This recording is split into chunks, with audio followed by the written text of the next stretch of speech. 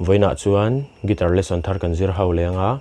voina kan zir ho le tur chu K.Hmingan Lehkhathawn Hnuhnung ti hla sakha guitar ol samten Perhdan kan zir ho le don ni he hla hi chinin karon soi dona masabera chuan bar chord ting karon soinga original key ni ta F hi chuanin original key ang thawin C in karon soi lenga ma se ke po 5th fret of watchungin ma du le ke po nei lo tan po C top khana lak thai dia kan shadon ni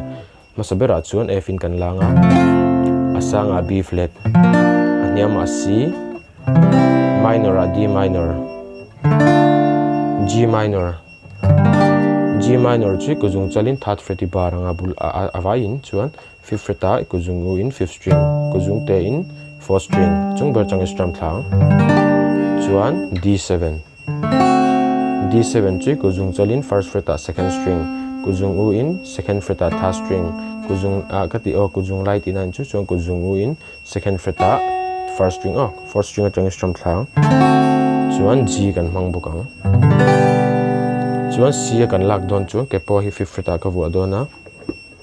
chuan F ani chi ang tikhan F angin ari chi adon ni chu C in kan langa asanga F aniam a G minor a minor D minor chuan D kan hmang telanga A7 hi kan hmang tel bokang chuan strum dan hi chi khat kan nei dona tian down down up ti khan abul changa top thleng kan kwal char charang down up down up down up down up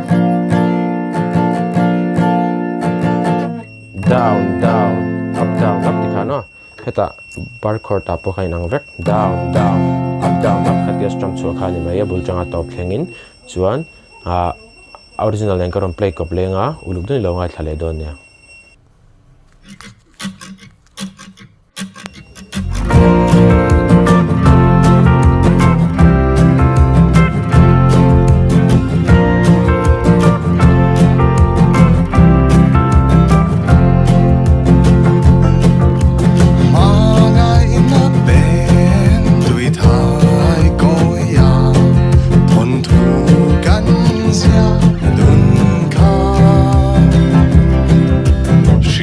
Ring